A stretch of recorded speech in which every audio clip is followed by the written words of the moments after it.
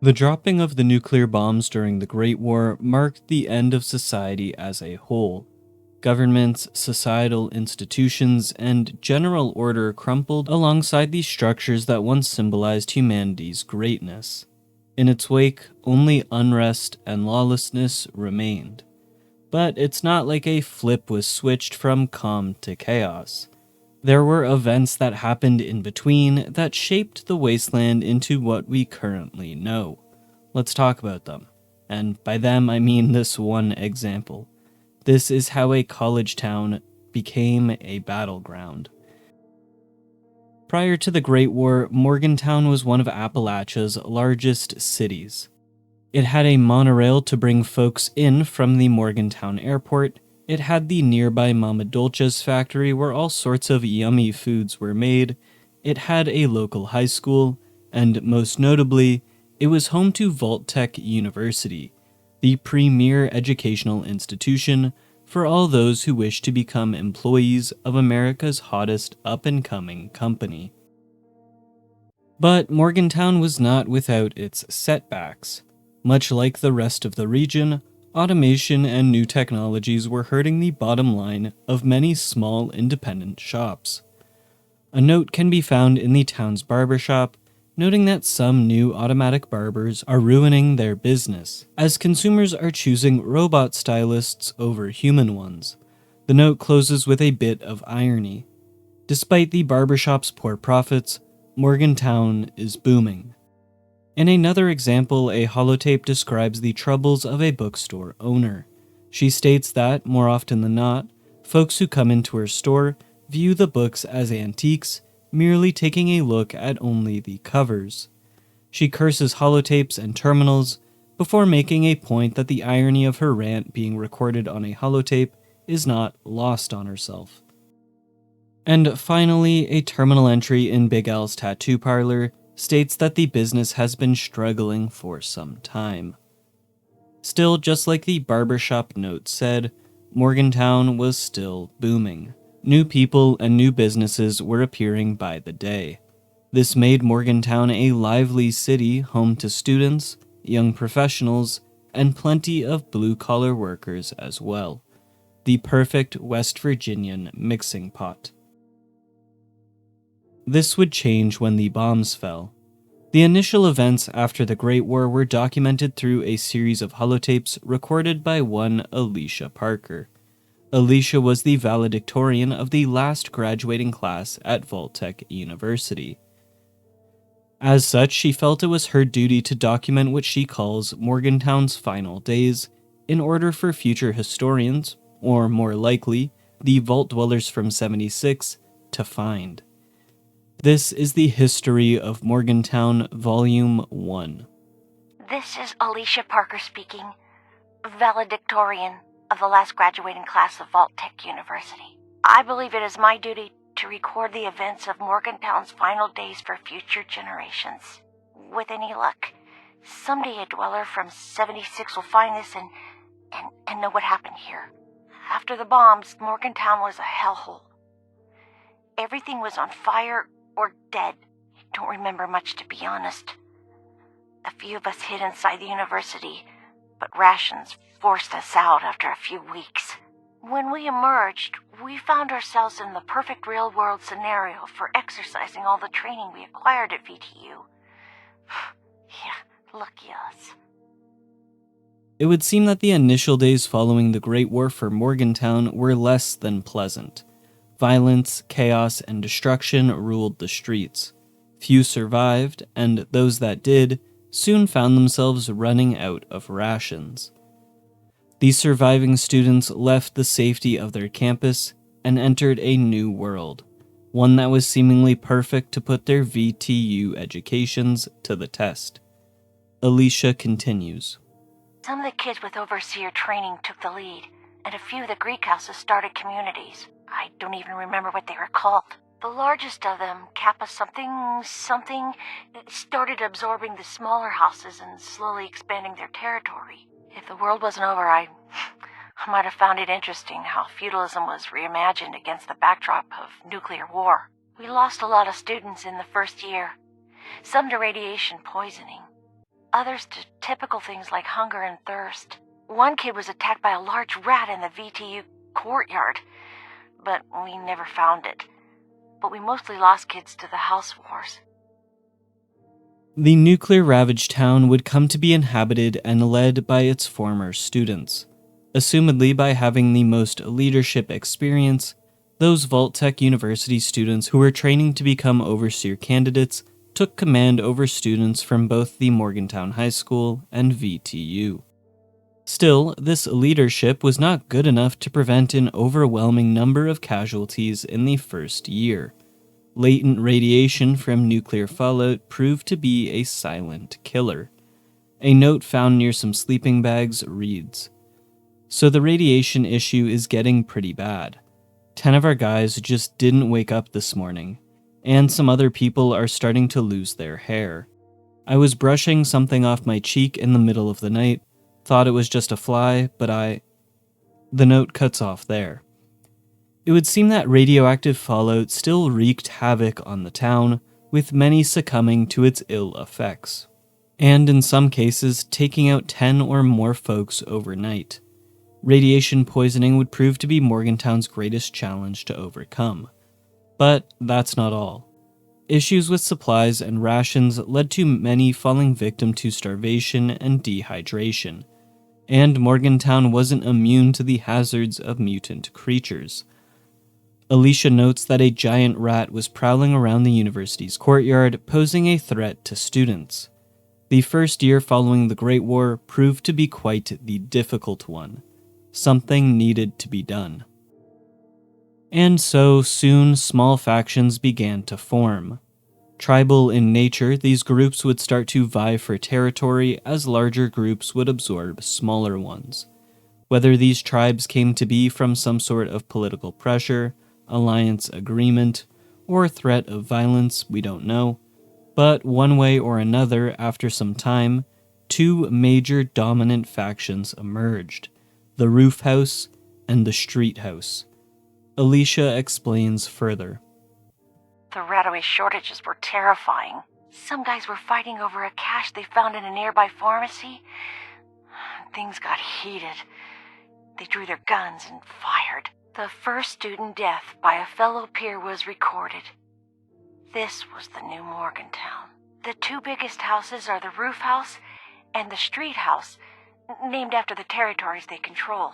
A great student war unfolded, but this wasn't the cute kind of hazing ritual known by VTU students. This was life or death. As mentioned, the Morgantown community's most glaring problem was radiation poisoning. Folks were dropping like flies. This, along with the local pharmacy's shortage, spiked the demand for radiation scrubbing medication. So much so that after a small cache of the chem was discovered, it led to the first shots fired and the first casualty in what would be known as the House Wars. The primary aggressors in the war were the two largest houses, Roof House and Street House. Roof House controlled the city's monorail system and, as the name implies, its rooftops. They were the more dominant of the two. And Street House controlled, well, the streets. Street House was on the weaker side of the conflict. It didn't take long for Morgantown to go from a bustling college town filled with bright minds and grand ideas to savage squabblings. Teenagers and young adults were put in positions where they were forced to kill their friends and neighbors in order to survive. Vanessa, the leader of the Street House, records in a holotape titled The Battle of Morgantown. We lost another group of freshmen today. I ordered them to start scaling the escape ladders at nightfall, but it was a trap. The whole thing was covered in oil, and the roof asses lit them all on fire. And I can't keep doing this. Keep trying to starve them out since we control the roads into and out of town, but somehow they keep finding food, man. They've even started to throw their empty food boxes down on us as mockery. How are they surviving up there? Where are they getting their supplies? You can see how the tribal rivalry evolved into a full-scale war zone, absent of any compassion or empathy. The Street House planned a nighttime raid, and in response, were immolated in an ambush. It's quite morbid. Attempts to use siege tactics and starve them out proved fruitless, as well as the roof house somehow managed to keep getting supplies. A roof house member records in a holotape. The kids down there are so incredibly oblivious to the fact that windows exist. We've sent scouting parties in the dead of night through different adjacent buildings. They keep returning with more food, more ammo. It's nuts. We're gonna outlast this siege for years. The big problem, though, is Radaway. We're finding less and less of it every day, and people are starting to get sick. I'm still certain that we'll be the victors after all is said and done. The rooftops and the monorail are our own personal highway, after all. Those dumb street kids have no idea who they're messing with. So, Roofhouse would survive by sending nightly scouting parties to loot and scavenge nearby buildings for supplies. And as the Great War happened quite recently, these buildings were filled with plenty of goods. But again, radiation proved to be the biggest threat to the residents of Morgantown. As time went on, Radaway became more and more scarce, and deaths from radiation poisoning became more and more common. Sure, Roofhouse could outlast Street House's siege, but the conflict would be all for naught if radiation ended up taking the lives of everyone in the end. Still, this abrupt animosity between both houses would only end when one remained. A sort of propaganda note can be found at a campsite. It reads, "Students of the streets, those elites who stare down on us from their brick and mortar thrones will finally die this day. Burn them alive. The students of the streets march together. The pigs of the rooftops are defeated. Stand together, no peace. Victory, no peace. Victory, tear it all down." Folks who were once peers at school only years ago are now at each other's throats. Morgantown evolved into a war zone between two sides that aren't any at all different aside from where they live, the rooftops or the streets. Rather than trying to coexist and tackle the problem of radiation united, they're at each other's throats, unwilling to make peace until only one tribe remains. It's tragic. And like with most conflicts, the ones who truly suffered were those who were on neither side. Those folks who really were just trying to survive without resorting to needless violence.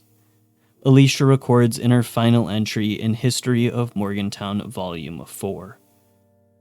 Without Radaway, the effects of intense radiation were already taking their toll. Kids were falling over dead.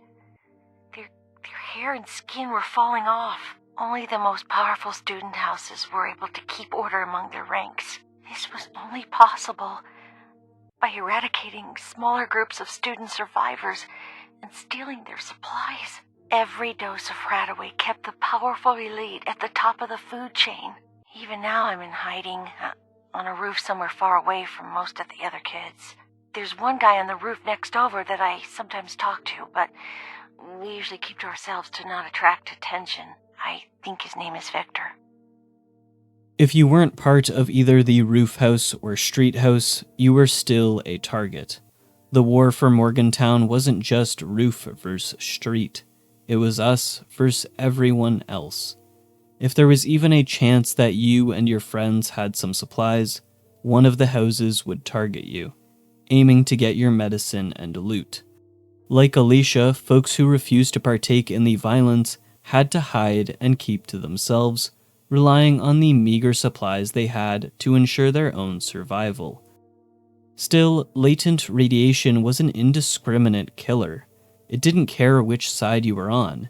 It didn't care how long you'd survived. It didn't care about you, your past life, or your current situation. Day by day, radiation would collect its toll of kids, snuffing the lives of those once bright students. A poem found on the highest points in Morgantown shed some light on how some folks pass time, waiting for their inevitable end. Come here all day, hide from noise. Watch from here, little joys. Only climb, stealing time, hide away, no time to pray. I feel wind, I see birds, brain won't mend, just write words. Want to jump, I get scared, just sit each time, I like to rhyme. As a form of escapism, this person climbs to the tallest point in town and gazes at the little joys that the world has managed to retain since the bombs. The feeling of wind, seeing birds, simple things. But past these little joys, the poem takes on a more somber tone. The writer hides from the violence of the houses. They mention that their brain is permanently damaged, possibly from radiation, and they contemplate jumping from the building. But they note that they are scared to do so. This 16-bar poem provides a glimpse into what it was like living in Morgantown after the Great War. The poem is found next to a skeleton, foreshadowing the eventual fate of all of Morgantown. Alicia Parker's audio history of Morgantown isn't the only legacy she left behind for the Vault Dweller to find.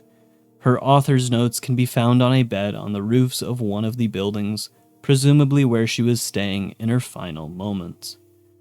They read, "I miss my mom and dad. I have no idea if they survived, but I heard rumors that Charleston was hit by something terrible, so I've pretty much given up hope. I can't leave Morgantown to go find them, and I'll probably die on this rooftop. But hey, at least I'm alive." Victor suggested we meet up, but I don't really trust him that much, and there's nothing that's going to make me leave this roof. Not because I'm afraid of the student gangs patrolling the streets, but I've started to notice that my hair is falling out. I've been dosing out the little Radaway I have in small increments, just enough to make the pain go away, but not too much. Had to make it last as much as I could, but it's not working anymore. So that's the motivation for recording the 4 volumes of Morgantown's history. It's not enough, but I'm losing strength every day. It's the most I could do. Stranded, alone, and dying, Alicia reflects on her past life, her parents, and her impending death. Like so many others in Morgantown, the effects of radiation were slowly killing her. Her last remnants of Radaway only easing the pain before she would eventually pass as well. On an adjacent rooftop, someone familiar with Alicia reflects on their last moments. I feel like I'm losing my mind. I can't leave this roof or I'll die. Alicia, stop talking to me. I have nothing to do but obsess over my work. How is that even remotely sane? I'm cataloging constellations and the world has ended. I've officially lost it. Yeah, I know I have, because lately I've been resisting the temptation to go down to street level. There's roving bands of murderous kids. People who I used to help cheat on their exams. Can you believe it? I got them an A-, and now they want to beat me to death with a wrench for a bag of chips. I wish I wasn't on this nightmare planet. I wish I was somewhere else. Somewhere out there in the stars. A helpless Victor curses his inability to do anything. Unaware of Alicia's passing, Victor is left doing the only thing that will keep him sane, cataloging constellations. And while he does admit to debating on whether or not he should go down to street level, he understands that doing so would be a death sentence. Peers that he formerly helped in class are now nothing more than bloodthirsty raiders, killing for medicine and supplies. He closes the recording wishing that he weren't on this damned planet, but rather among the stars. And this is where the documented story of Morgantown comes to a close. Teens and young adults who were formerly students of Morgantown High School and Vault Tech University came together, not on a united front, but as enemies and rivals. These gangs and tribes would violently fight over medicine and resources, hoping to outlast everyone else around them. In the end, latent radiation from the Great War would take them all out just the same. Alicia Parker, our narrator, would succumb to the silent killer that had taken so many already before her. In her last days, Alicia would record the history of Morgantown in hopes that future generations, and notably a Vault Dweller from 76, would be able to learn from the mistakes of these students. Her final contribution is an epilogue. It reads, "I've accepted my fate and the fate of Morgantown. It's too bad that I'll never get to meet you, but at least you have the story of this horrible place, and now the story of me. Good luck, and try not to repeat history. You have a chance to start anew.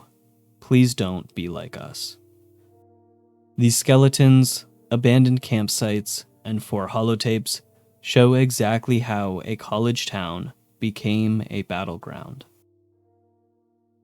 And that's all from me today, folks. If you liked the video, be sure to share and subscribe. Join the Discord. Have a good rest of your day. Cheers. Oh, my books. My big, beautiful bound books filled with stories and knowledge and history. I love my books. Pause.